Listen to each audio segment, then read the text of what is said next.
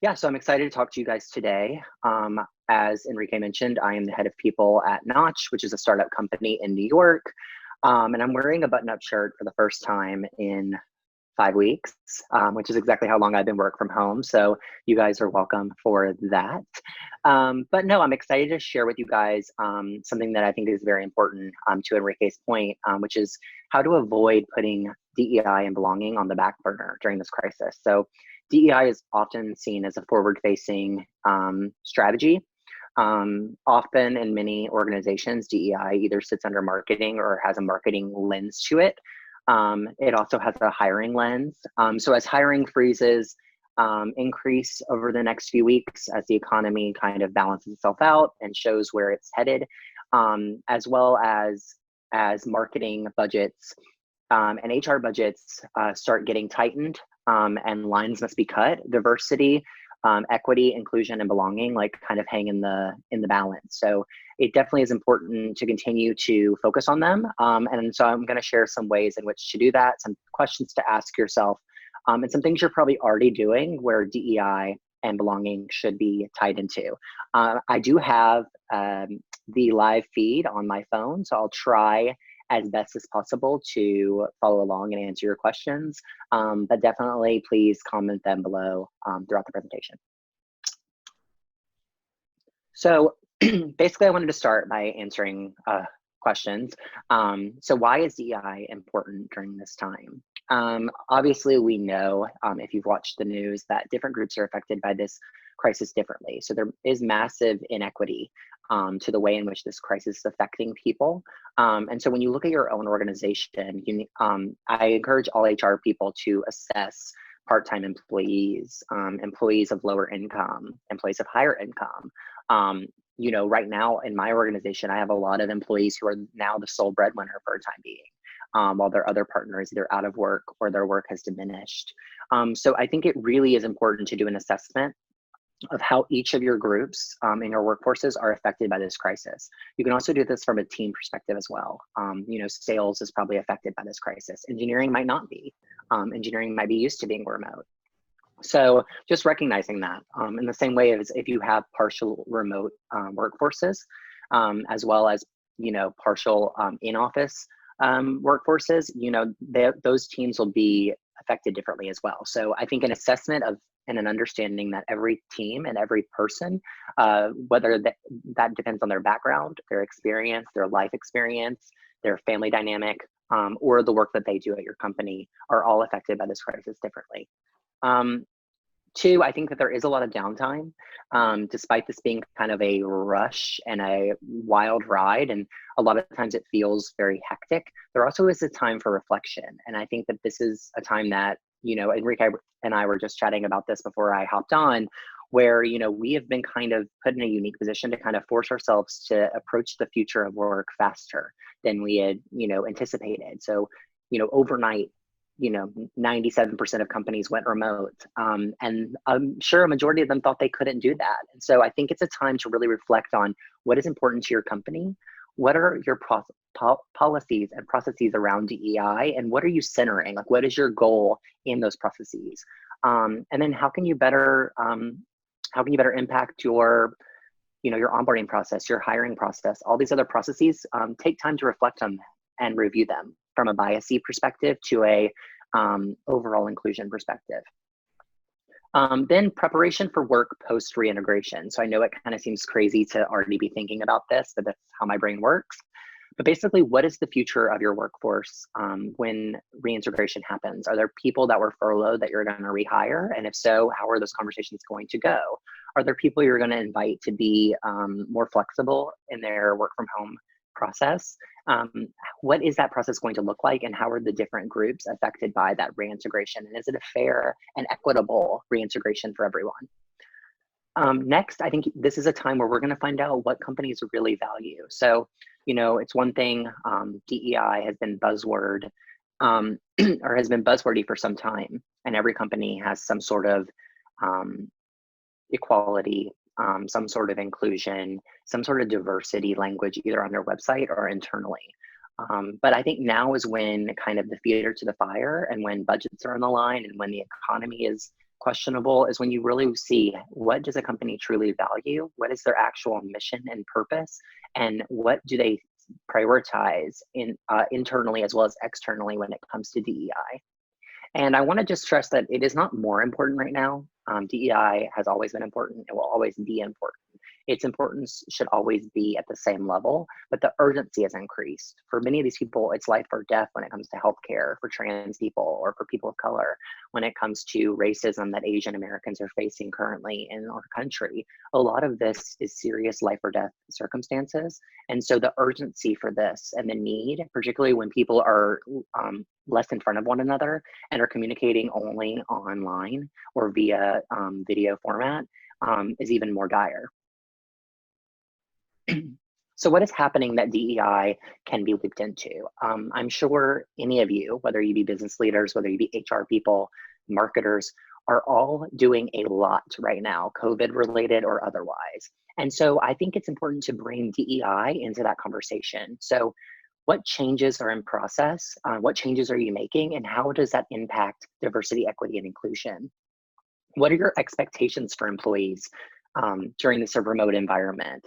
Are you expecting them to be online between 9 and 6? Are you giving them more flexibility to log on earlier or later? Are you giving parents a break to spend time with their kids or teach their kids? Many of them are teaching their kids at home.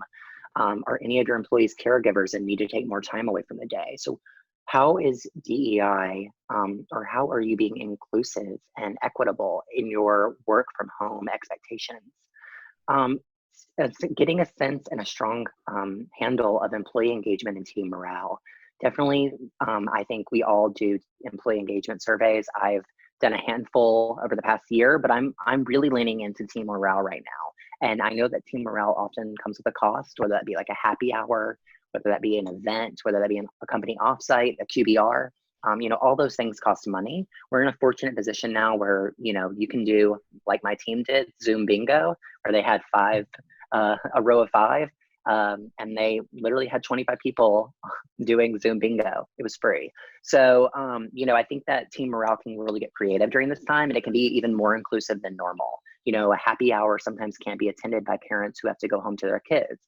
But now that people are at home, team culture events can become even more inclusive, which I think is a really special thing, particularly for remote workers that naturally aren't in your office every day. Performance. As this adjustment happens, it will affect people's mental health. It will affect people's wellness. It will affect people's, mental stability, their productivity. Yes, it will increase, but it will also ebb and flow. And so I think, you need to bring DEI into your performance expectations and really set those from an equitable perspective. And then lastly, if you do have essential workers that are on the forefront, acknowledge the fact that most essential workers in this country statistically are people of color or part of marginalized groups. So what are you doing to make sure that they have a more equitable opportunity? I'm sorry you can hear my dog barking in the background, but that is what I mean exactly when I say, expectations of the remote workforce. We're going to have dogs bark. My partner is going to try to silence her. He's not as good at silencing my dog as I am. And here we are. Life goes on, and we continue working. What can I do internally for DEI today that's low to no cost? So I can already sense your frustration and or anxiety rising at the thought that this will cost money. And so I think there's 3 A's that I've put together that I think will allow people to kind of assess the internal environment that they have in their workplace and how to better DEI for the future. So the first one is oscillate. Basically listen and diagnose the problems that people of color, marginalized groups, queer individuals, parents, caregivers, etc. are facing. Second, acknowledge them. Acknowledge their experience, acknowledge that it's different than your own or different than others in the workplace, and make sure that they feel heard. And then third, audit. Audit the processes that you have in place that this person brought to your attention and find out a way to solve and course correct through an audit. That can be large or small scale. So basically, in a way to provide better support to marginalized groups, make sure that your comms are inclusive. For example, we just had Easter this past holiday. which is a Christian holiday. We also had Passover, which is a Jewish holiday. Make sure that the communications you have around that are inclusive, that you're telling people to take time off if they need it for religious purposes. Maybe it is a paid holiday that you observe at your workplace, but just make sure that the comms around it are inclusive. Make sure everything that you're doing from a comms perspective, whether that be healthcare answering questions, whether that be answering questions about America and you have employees in Europe, just be overly inclusive during this time in your communication. Be people first in your leadership. Ask yourself, what do people want? What do people need? And everything you do as an HR person or as a leader should be centered around those people and putting them first. Return to work and return to your workplace when it is safe to do so for your employees. Give your employees time off if you feel they need it. Currently, we do a mandatory break for 1 to 2. So I'm currently on a mandatory break for my company. And that's a people first led initiative because our employees were saying that they felt like they were working through lunch and they weren't having time to go on a walk or do things like that. So we issued this mandatory break where we internally turn everything off. If you have to do something externally, you shift that hour to a different time during the day. But it's been super successful and very inclusive to allow people to kind of all have a break in the middle of the day. Flexibility, same mindset. We've set expectations that we don't necessarily want everyone to be working at 9 a.m. Like if you want to work from 7 to 11, take a 4-hour break and then return and work until 8 p.m. at night. We want you to do that. We want people to do what makes the most sense for them during this time. So offer flexibility where you can so that you can be as inclusive as possible and acknowledge people that have different life circumstances outside of the workplace and that they might need that flexibility. And then address the disparate health outcomes. So I think it's very important during this time to be open and honest about the reality on the ground. I think it's important to provide that clarity. So I think as much as you can be transparent and admit what we don't know and what we know. So much is unknown right now. I think strong leadership is acknowledging the unknown and helping answer the questions that we do know the answer to. Unconscious bias and racism obviously can rise during this time, whether that be because of working with people remotely, whether that be less face time, or whether that be obviously the rise in racism we're seeing with the Asian community in this country. I definitely have obviously heard comparisons to the AIDS crisis with the queer community, which I'm a part of, where people feel ostracized and different. So I think it's important to remember that prerequisite is not required for response. What that means is you don't have to have an example of racism in your workplace to establish the fact that racism is not accepted in your workplace. You don't have to have an example of unconscious bias that's resulted in some action or behavior or some bias that's been explicit to address biases and the fact that they will not be accepted in your workplace. So I think be proactive here versus reactive, and definitely establish right now that unconscious bias needs to be addressed and that racism will not be tolerated. And that comes from candid conversations. Don't act like you live in this bubble in your corporate world that lives outside of the world all around us that no longer exists. The future of work is this fusion that we're currently experiencing. And so I think it's important to acknowledge that, and it's important to recognize that, this is the new normal, and candid conversations are needed even more than they were previously. Allyship, for example, is something that can definitely be increased during this time. How can your company provide charity or provide assistance to certain communities? How can you represent your allyship and your support from a product perspective to an internal perspective as well? Who have you not heard from? Who may be less likely to speak up? And how can you include them in the conversation? And who are you centering through your policies? Who are your policies centered around? I think this is a unique time too, particularly for disabled persons or marginalized groups that require, different working conditions, that we now have a flexible, remote workforce opens up a lot of opportunities. And so I think it's important to make policies and expectations that are inclusive for all, and where they're not, address those individuals directly. Ask employees what they need to be the most productive. For example, we're providing, we've allowed people to expense up to $200 for monitors, mice, keyboards, etc., so they can work successfully from home. Obviously, not every company can do that, but to the extent that you can, allow people to get resources that they need.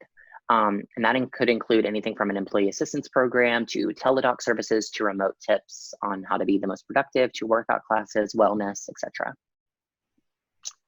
And you can increase allyship through either your employee resource groups if you have them. If not, it's a great time to create them.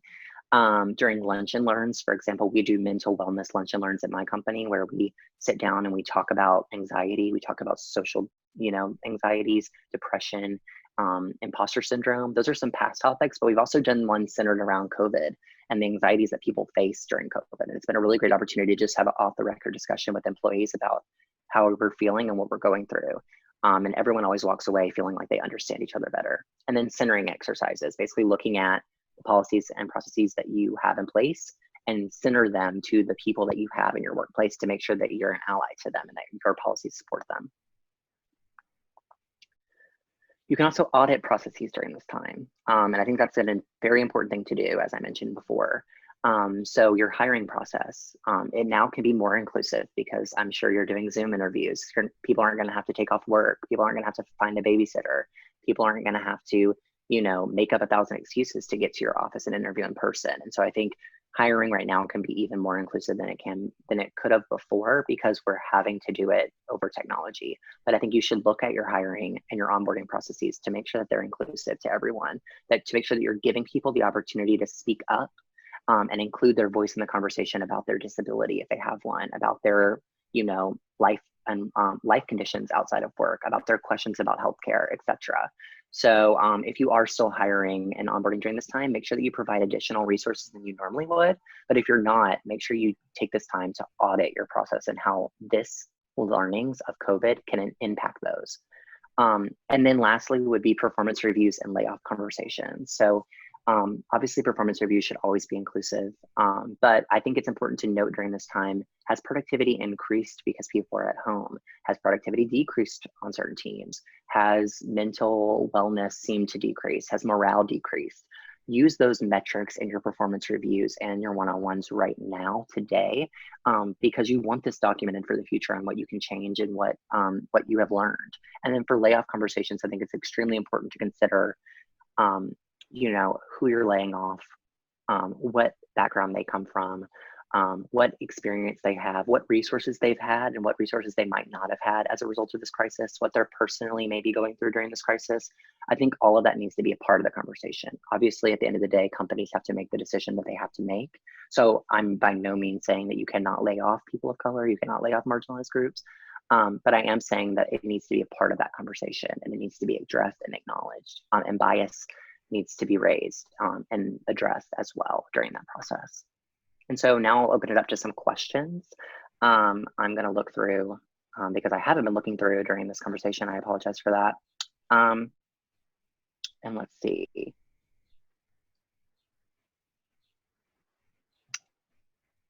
Can you come work for me?